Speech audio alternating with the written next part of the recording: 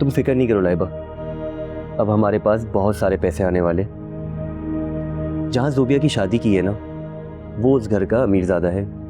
अब हमारे पास बहुत सारे पैसे होंगे। क्या सच में हम लोग अमीर होने वाले हैं? बिल्कुल लाइबा। और अब ये घटिया झोपड़ी नुमा सा घर हम छोड़ देंगे और एक बहुत बड़े VIP फ्लैट मिल जाएंगे। मतलब हम लोग बड़े घर में रहेंगे अब? बहुत बड़े फ्लैट में जा रहे हैं हम। और जिस घर में तुम दुल्हन बनकर आओगी, वो घर किसी महल से कम तो नहीं होगा। ज़ोबिया का शौहर कोई मामूली नहीं, बहुत बड़ा आदमी है, बहुत मालदार है वो।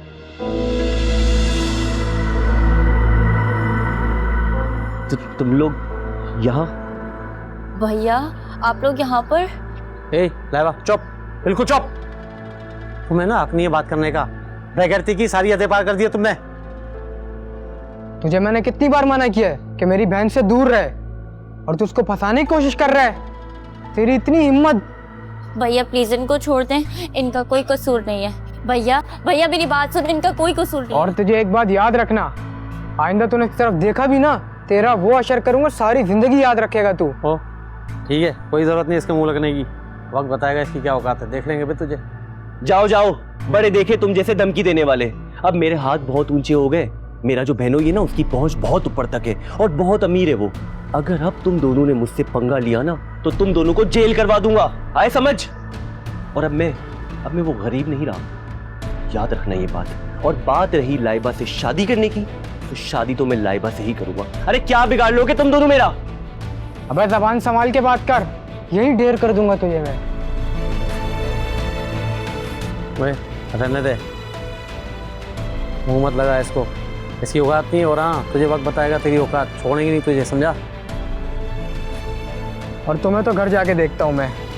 चलो। भैया अरे जाओ जाओ, बड़े देखे तुम जैसे धमकी देने वाले। मेरे घर में धमकी देने आए मुझे। ज़ोबिया तुम फिक्र नहीं करो, मॉम डैड का ऐसा रिएक्शन आना ऑब्वियस था। उनको बहुत झटका लगा है और उन्होंने तो ऐसे रिएक्ट करना ही था ना।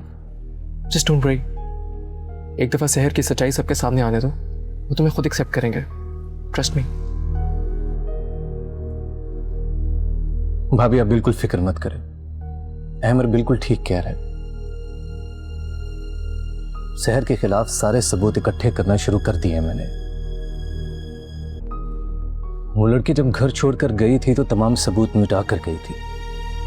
उस वक्त मैंने भी मुनासिब नहीं समझा कि कोई सबूत अपने पास रखूं।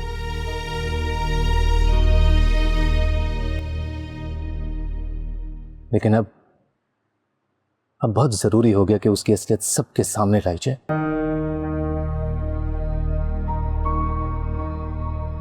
बहुत जल्द मैं वो तमाम सबूत अंकल आंटी को दिखा दूंगा, बेफिक्र रहें आप। ज़ोबिया मेरी जान, तुम बिल्कुल परेशान मत हो, हम लोग सब हैं ना तुम्हारे साथ। देखना बहुत जल्द शहर की हकीकत जब अंकल आंटी के सामने आएगी ना, तो ये सारी नाराज़गी बिल्कुल ख़त्म हो जाएगी, सब बिल्कुल ठीक हो जाएगा। और वैसे भी मेरा ख्याल है कि अब डैड भी काफ़ी कुछ समझ गए होंगे।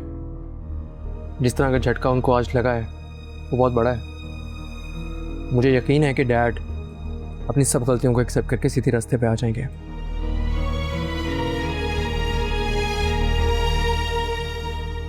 I hope so.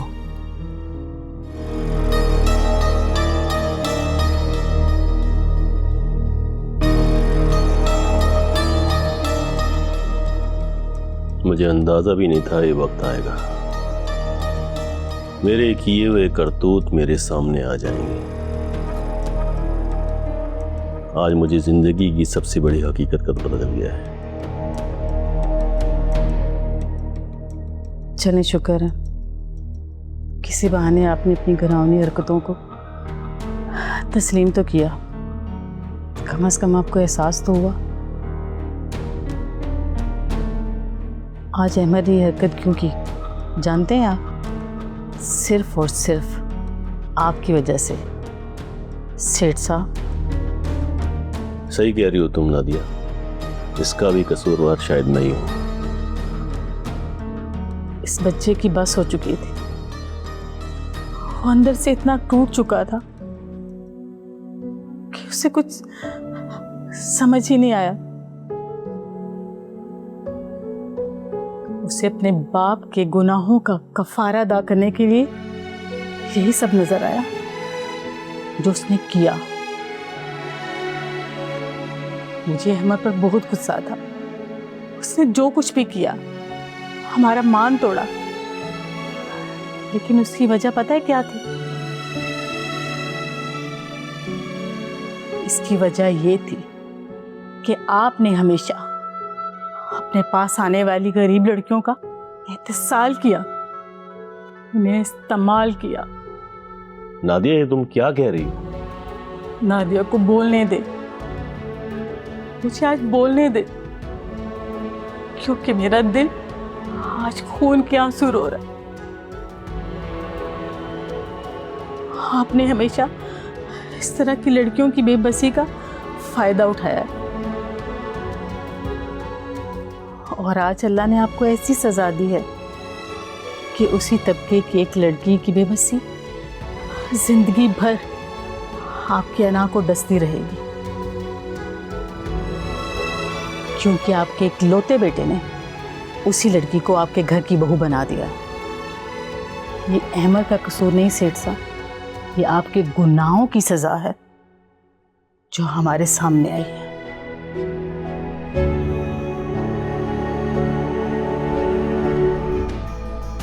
अरे कम वक्त, अब तो सुधर जा तू।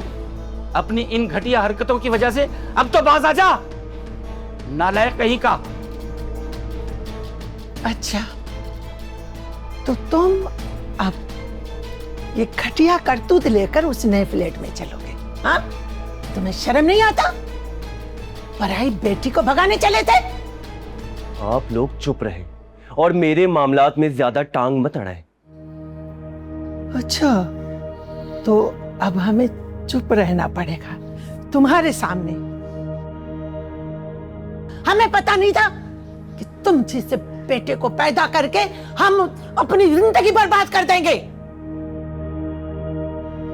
मैं वही करूंगा जो मेरा दिल चाहेगा, और आप लोग मेरा कुछ नहीं बिगाड़ सकते, समझे?